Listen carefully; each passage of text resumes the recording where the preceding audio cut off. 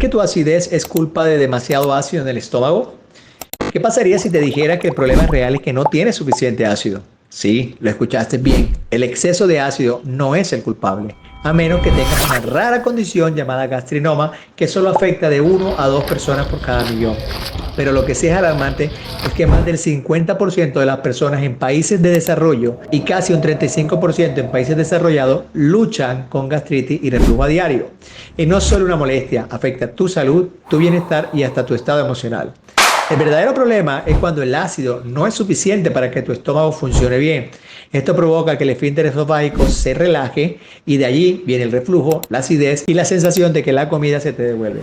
Hoy te mostraré cómo desde la medicina funcional podemos solucionar tu acidez estomacal de raíz con pasos simples, efectivos y naturales. Entiende la verdadera causa de tu acidez y empieza a tomar el control de tu salud hoy mismo.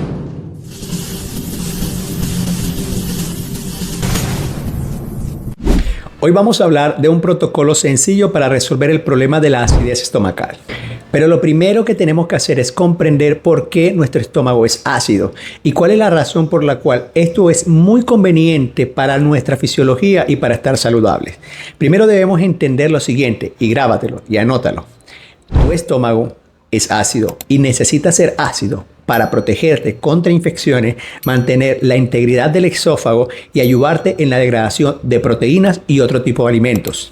Somos nosotros los seres humanos que hemos llamado a la manifestación de dolor como que nos está quemando en la parte de atrás del esternón y en la boca de lo que llamamos el estómago como acidez estomacal. Y hoy quiero enseñarte que desde el punto de vista de la medicina funcional y realmente de la fisiología normal, la acidez no es un problema de más ácido en el estómago en la mayoría de los casos.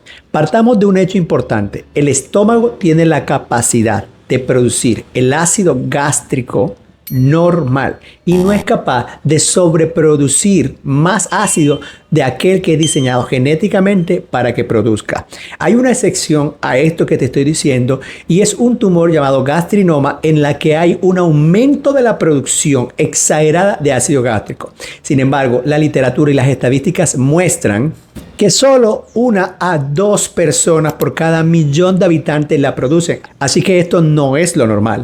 Si tuviéramos que definir cuál es la raíz del problema de la acidez estomacal que a veces experimentamos, tendríamos que decir que son 2 cosas. Primero, una disminución de la producción de ácido. Segundo, un esfínter esofágico que se relaja y deja pasar el ácido al esófago, condición que pasa cuando precisamente hay una disminución del ácido dentro de tu estómago. Y es precisamente la disminución de este ácido lo que empieza a generar síntomas como la acidez que sientes detrás del estómago, que cuando empiezas a comer te llenas con facilidad, se te devuelve la comida, empiezan a haber deficiencias de proteína y es el típico caso del paciente que a pesar de comer de todo no logra aumentar de peso y en algunos casos el dolor incómodo dentro del abdomen. Ya que hemos hablado desde el punto de vista de la medicina funcional cuál es la raíz del problema, quiero mencionar de las causas más frecuentes de acidez estomacal. La primera, el uso exagerado de unos medicamentos o fármacos llamados inhibidores de la bomba de protones. Dentro de esta familia encontramos el esomeprazol, pantoprazol, lansoprazol. No tengo nada en contra de estos medicamentos, están indicados en algunos casos, pero nosotros como seres humanos hemos usado exageradamente esto y lo que hace este medicamento es bloquear la formación de ácido. Cuando usamos crónicamente este tipo de medicamentos, tenemos un estómago que dejó de ser ácido y empezó a estar en una condición que no es la fisiológica, que no es su condición o situación normal. Eso hace que el esfínter esofágico inferior se relaje y empiece a regurgitar ácido hacia el esófago. Y es allí donde empiezan a aparecer los síntomas. La segunda causa muy común vista hoy en día es el estrés. Como bien sabes, cuando tenemos estrés tenemos un aumento del cortisol. Este se comporta como una hormona, pero como un neurotransmisor en el cerebro. Y ya sabemos que el cerebro y el intestino están súper conectados. Al haber esta interconexión, lo que va a hacer es que empiece a haber un aumento relativo de la producción de ácido con una disminución del moco protector. Y esto es lo que va a llevarnos también a tener estos síntomas. Tercera causa, la infección por el Helicobacter pylori. Como bien sabes y he hablado en algunos otros videos, y si te gustaría tener más información del Helicobacter pylori, por favor escríbemelos en los comentarios y estaré haciendo un video exclusivo de cómo tratar esta bacteria. Pero el Helicobacter pylori tiene una particularidad. Él es capaz de poder infiltrarse en el medio ácido de nuestro estómago y empezar a decirle a nuestras células que dejen de producir ácido, por lo cual la infección por este tipo de bacteria es un causante directo de disminución de la producción de ácido gástrico o lo que conocemos como hipocloridria. Cuarto, polimedicación. Sabemos que hoy, especialmente pacientes con enfermedades crónicas, tienen que tomar de 3 a 4 fármacos. Estos fármacos, quiero que pienses que no es normal que nuestro estómago esté expuesto a tantos fármacos. Así que de una u otra manera van a generar una injuria en las células de nuestro estómago. Vamos a tener un daño en la estructura del estómago, va a haber una menos producción de ácido gástrico y a eso le sumamos que normalmente estos pacientes que están polimedicados también abusan del omeprazol y como te lo expliqué en el primer punto, el ciclo se va perpetuando y empeorando. Quinto, la cirugía bariátrica. Como bien sabes, en muchos protocolos de cirugía bariátrica, una de las cosas que se hace es hacer algo que se conoce como vagotomía.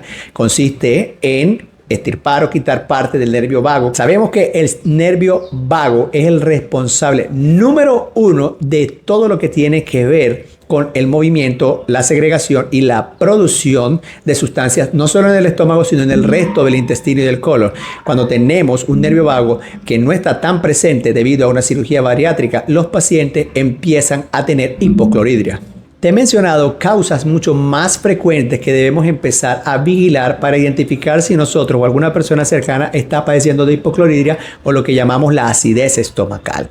Ahora, quiero mencionarte cuáles son los síntomas que te permitirán identificar si estás teniendo este tipo de problemas. Primero, eructos o distensión del abdomen después, inmediatamente, en la mayoría de los casos, después de consumir alimentos.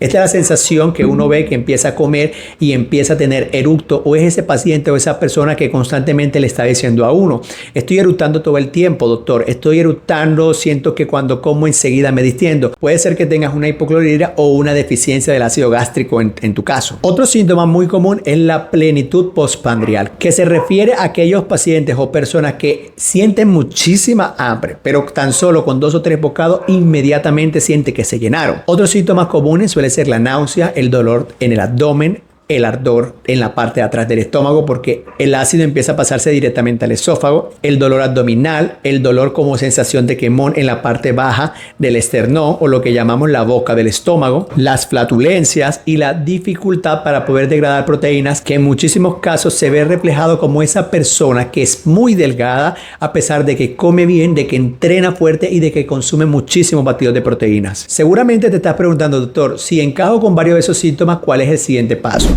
Desde el punto de vista de la medicina, existen diversas pruebas que nos permitirían medir con exactitud cuál es el pH que tiene tu estómago y nos podríamos dar cuenta si es ácido o si no está siendo ácido. Sin embargo, estas pruebas son invasivas y son a veces muy costosas. Mi recomendación es que hagamos una prueba casera que se llama la prueba casera del bicarbonato. Esta prueba lo que nos permitirá identificar es, una vez tomamos una solución llena de bicarbonato, vamos a poder darnos cuenta en cuánto tiempo aparece un eructo.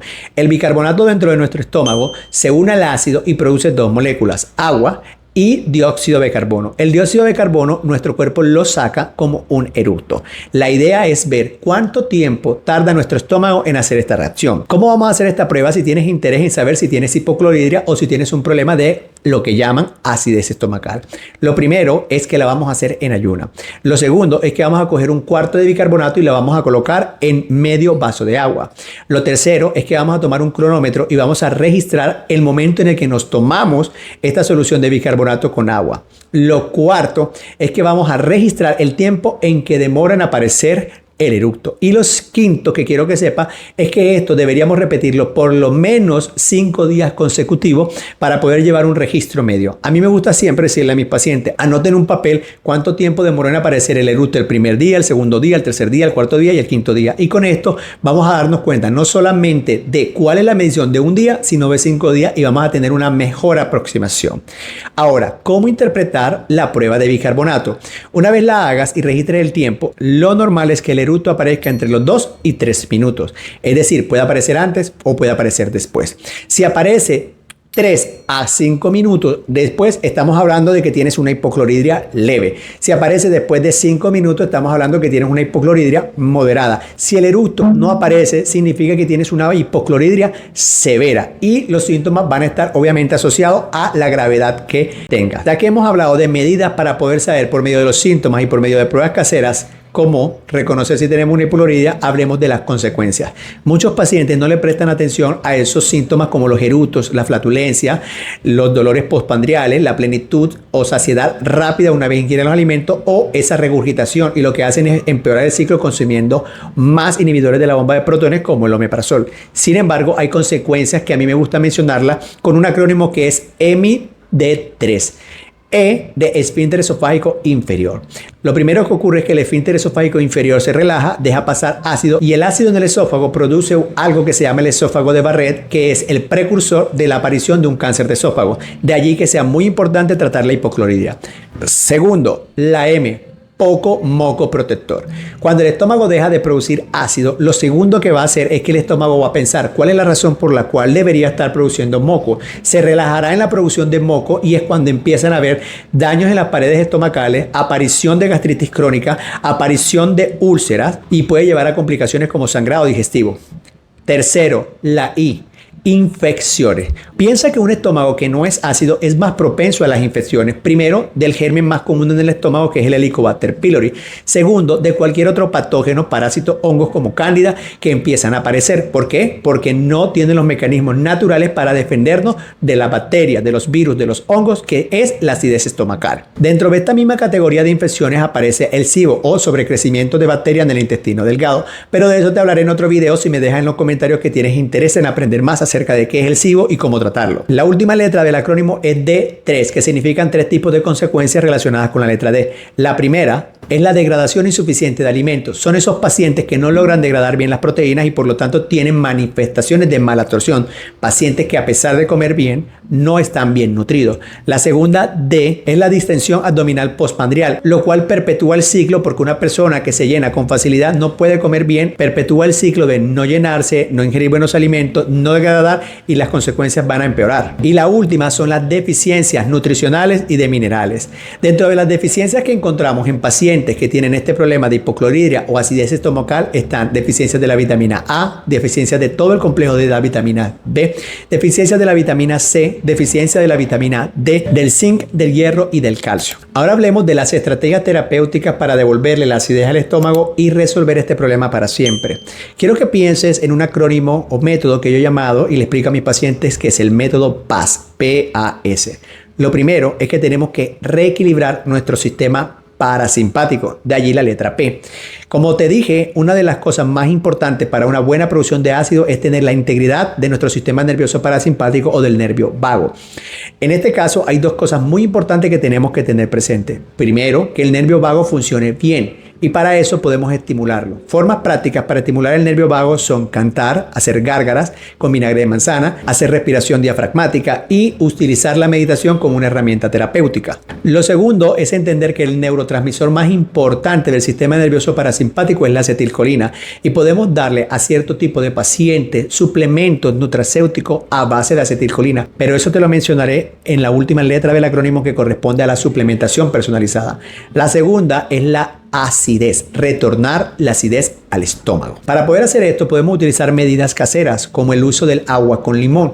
Dentro del protocolo que siempre les recomiendo a mis pacientes que al levantarse utilizar un poquito de limón en un vaso de agua y un poquito de sal en ciertos pacientes y consumirlo. De esa manera estoy empezando el día dándole a mi estómago vitamina C, que es una de las vitaminas que suelen faltar en los pacientes con hipocloridria, pero también estoy dando un ácido. Estoy de cierta manera, de forma gradual, aumentando la acidez de mi estómago, preparándolo para el día, para la degradación de proteínas y ayudándolo a retornar a su estado fisiológico normal. Lo segundo es el vinagre de sidra de manzana, que diga la madre. Este, al ser también un ácido, puede ayudar a restaurar la acidez normal del estómago. Y lo tercero es el uso de suplementos como clorhidrato de betaína. Estos compuestos, como su nombre lo indica, son ácidos, los cuales van a ayudar a poder darle la acidez a tu estómago que necesita. Para utilizar el clorhidrato de betaína hay que tener claro cuándo no usarlo.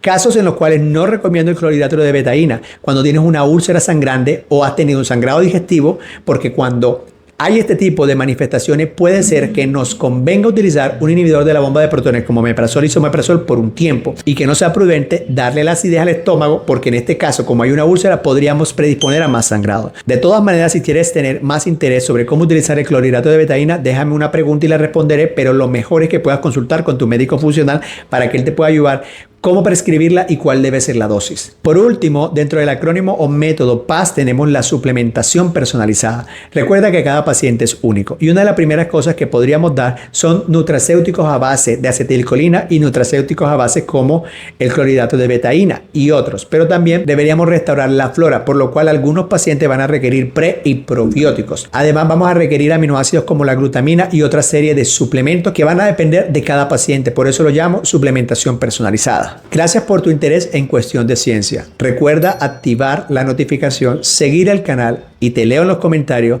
para saber qué próximo video quieres que haga. Gracias por mostrar interés en la ciencia. Nos vemos en el próximo video.